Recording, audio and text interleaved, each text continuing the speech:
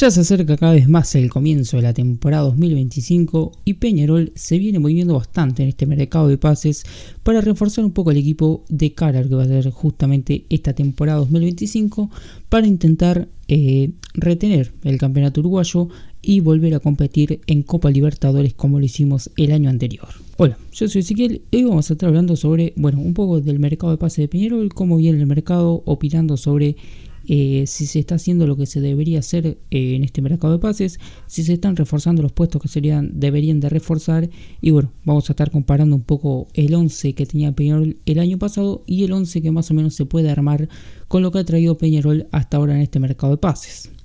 Vamos a empezar opinando de las renovaciones. Yo creo que sería lo más ideal porque si bien se habla mucho de los fichajes, las renovaciones fueron importantísimas. La renovación de Darias fue clave, la renovación de Leo Fernández ni que hablar. Esos 7 millones que pone Peñarol, que al final son menos de 7 millones, son 6 y algo que pone Peñarol a Toluca por el pase de Leo Fernández. Que obviamente es plata que Peñarol va a recuperar con venta de entradas, con venta de camisetas y con todo ese tipo de cosas. Yo ya me compré obviamente la nueva camiseta de Peñarol. Entonces son cosas, es plata que se va a recuperar fácilmente con ese tipo de cosas. Como digo, la venta de entradas, la venta de camisetas, te van a dar ese dinero que vos invertiste por Leo Fernández, y obviamente en un futuro el mismo Leo Fernández te puede dar ese dinero pegando un pase a Europa, porque sin duda que nivel le sobra para hacerlo. Así que ¿por qué no? Podría tranquilamente Peñarol venderlo en 10-15 millones a Leo Fernández en un futuro.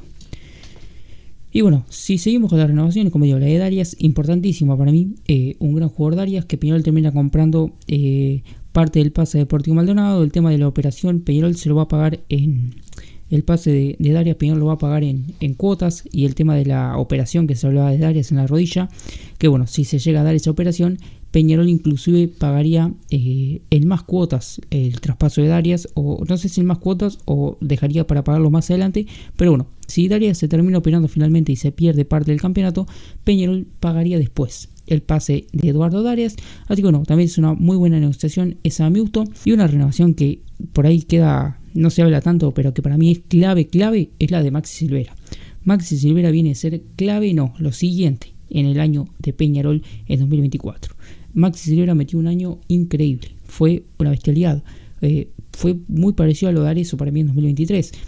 Quizás no hizo los goles que hizo Arezzo, pero el juego sin pelota y lo que le daba Maxi Silvera al equipo, más allá de los goles, para mí era una bestialidad el año pasado, y es algo que por ahí no se habla tanto o no se ve tanto. Es un juego un poco más camuflado o invisible el que hace Maxi Silvera muchas veces, pero es clave para el equipo, es importantísimo. Y la renovación, como digo, de Maxi Silvera es clave para Peñarol de cara a esta temporada 2025, más allá de los delanteros que puedan llegar, que está sonando Alexander Machado, que ya firmó también David Teráns, que podría jugar en esa posición, como falso 9 quizás, podría llegar, se habla de Matías Arizo, pero clave, fundamental, la renovación de Maxi Silvera. Y renovaciones más o menos creo que vamos por ahí. La de Pérez, Rodrigo Pérez también, que se queda en Peñarol, tenía ofertas de Chile si no me equivoco, y finalmente va a continuar también en Peñarol. También importante, un jugador hincha del club, un jugador que deja la vida por Peñarol y que ha demostrado también nivel para estar en el Carbonero, y este año podría mejorar sin lugar a dudas el nivel mostrado ya el año pasado. Después en los laterales, Pedro Milán, que se hablaba de que se iba a ir, aparentemente se queda en Peñarol. También me parece muy importante, un jugador, Pedro Milán, que fue tapado muchas veces por jugadores que no estaban a la altura de ser titulares por delante de Pedro Milán, como Matías Aguirre-Garay, sin lugar a dudas. Suárez, cuando llegó por ahí, se hablaba de que era titular. Para mí, Milán tenía que ser titular más allá de la llegada del Zorro Suárez.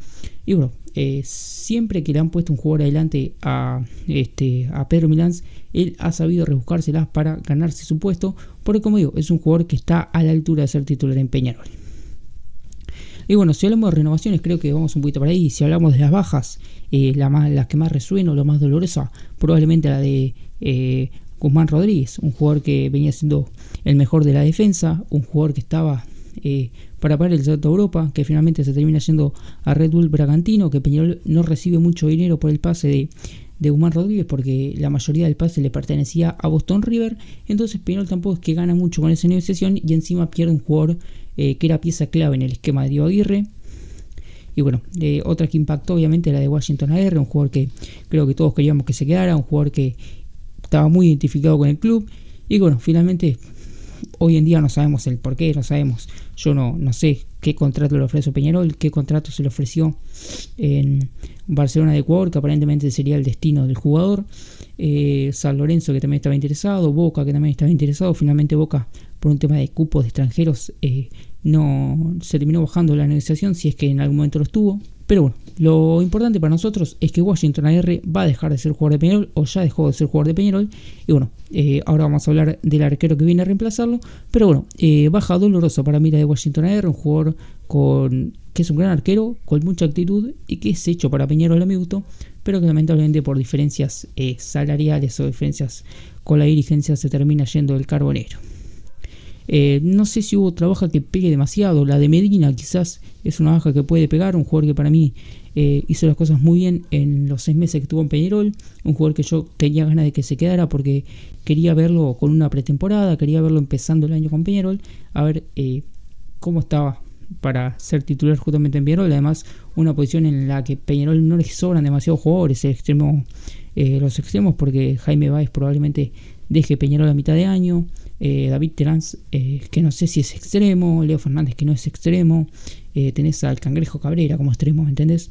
Entonces, por eso para mí era importante que se quedara Medina, pero bueno, finalmente termina yéndose a Everton de Chile, del grupo Pachuca, y bueno, deja al conjunto carbonero, y eso trabaja que puede ser un poco dolorosa para el club.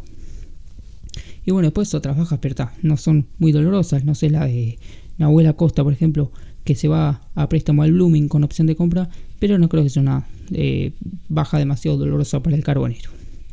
Y bueno, ahora sí vamos a empezar a hablar de los fichajes. Vamos a empezar hablando por los dos que ya se confirmaron o que ya fueron presentados, que son Martín Campaña y Gastón Silva, un arquero y un defensa en central. Martín Campaña, que bueno, no sé si hay mucho que hablar de él, arquero que siempre fue considerado en la selección, más allá de ser suplente de Hernando Muslera, siempre fue considerado en la selección. Gastón Silva, un jugador con bastante recorrido en Europa, en España más que nada, y que yo creo que son dos jugadores que vienen en buena edad. Gastón Silva tiene 30, si no me equivoco, y Campaña 35, que para mí 35 años para un arquero es una edad relativamente buena. Yo creo que la carrera de un arquero se puede extender mucho más que la de un jugador de campo, entonces no me parece una mala edad la de Campaña para venir a Peñarol, y Gastón Silva tampoco me parece una mala edad para un zaguero central. Y bueno, el otro fichaje que ya se confirmó es el del Rey David Terán, que vuelve a Peñarol después de sus pasos por México y por Brasil. Este último paso por el Fluminense, campeón de la Copa Libertadores 2023, y que el año pasado estuvo complicado con el descenso. Y bueno, termina llegando David Terán a Peñarol después de su paso por Fluminense, como digo. Y bueno, también es una alta muy importante para el Carbonero en este mercado de pases. Bueno, lo que vamos a hacer básicamente es una pequeña comparación entre el 11 que tenía Peñarol el año pasado y el 11 que más o menos va a poder armar Peñarol este año con la que ha traído hasta ahora. El 11 del año pasado más o menos yo creo que se jugaba con Aguerre, Milán, Méndez, Rodríguez y Olivera en defensa, Darias y García en el doble 5, el Cangrejo Cabrera y Báez eran los que más jugaban por fuera, Leo Fernández como enganche y Maxi Silvera como delantero centro. Así que yo creo que este es más o menos el 11 que se usaba. Y acá tenemos el 11 que va a poder armar yo creo Peñarol en esta primera mitad de temporada, a espera de que podría llegar algún fichaje más, con Martín Campaña en el arco. Para mí de Amores bajo ningún punto de vista puede seguir atajando en Peñarol. Ya el clásico de mañana lo tiene que atajar Campaña. No sé si viene entrenando, no sé cómo viene, pero lo tiene que atajar sí o sí. Pedro Milán por el lateral derecho, sin lugar a dudas, si no se va, es el lateral de Peñarol. En la saga pueden quedar dudas. Gastón Silva para mí debería hacer su debut mañana en el clásico y ser titular en Peñarol en esta primera parte del semestre. Tenés a Méndez o a Coelho, puede jugar cualquiera. Coelho, yo creo que se tiene fe en que Coelho pueda volver a ser ese Coelho de Fénix, que pueda volver a ser ese Coelho de su primer año en Nacional, y bueno, que pueda tener ese nivel de ser el mejor zaguero del fútbol uruguayo, como lo supo ser. Pero bueno, Méndez obviamente siempre es una pieza que puede jugar en Peñarol. Y por el lado del lateral izquierdo puede ser Olivera o puede ser Suárez. Lucas Hernández no lo veo titular hoy en Peñarol por un tema físico más que nada, como siempre digo. Pero por mí el Zorro Suárez puede jugar como lateral izquierdo. pero bueno, si no, siempre tenés la vieja confiable con el capitán Olivera. Tenés el doble 5, Darias y Rodrigo Pérez. Para mí debería ser hoy por hoy el 11. Se puede meter Nacho Sosa quizás, pero bueno, Darias Pérez me gusta para ser el doble 5. Leo Fernández, obviamente, el enganche de Peñarol. David Terán, si llega a... David Terán, que puede ser el extremo izquierdo, porque Peñarol no tiene demasiados extremos. La otra opción que tenés por ahí es el Cangrejo Cabrera. Entonces Terán para mí tiene que ser titular. Jaime Báez, titular por el lado izquierdo. No me parece ninguna locura. Debería serlo para mí. Y bueno, obviamente la referencia de ataque es Maxi Silvera. Y este para mí es el 11 que más o menos Peñarol podría armar en esta primera parte del semestre con lo que ha traído hasta ahora. Y bueno, vamos a la pregunta que nos hacemos en el título del video. ¿Peñarol está haciendo un buen mercado de pases? Yo creo que hasta ahora sí. Yo creo que Peñarol hizo lo fundamental, que era mantener una base. ¿Cuántos años hace que Peñarol no mantiene una base de jugadores que hicieron un buen campeonato, no? Mantenés a Leo Fernández, mantenés a Darias, mantenés a Maxi Silvera, como digo, mantenés a un jugador como Báez, que es, aunque sea 6 meses lo vas a mantener, mantenés a Pedro Vilán, que para mí es importantísimo, y bueno, más o menos mantenés una base, ¿me entendés? Y los jugadores que se te va un arquero, traes a Campaña, se te va un zaguero, traes a Silva, se te va un puntero como Medina, traes a David Terán. Entonces Peñarol yo creo que mantuvo una base y se ha estado reforzando en lo que va de este mercado de buena manera, pensando en el campeonato. Así que bueno, básicamente hasta acá el video. Como siempre, un like, una suscripción, sabe que se agradece un montón y me pueden dejar como siempre su opinión en los comentarios. Nos vemos en la próxima.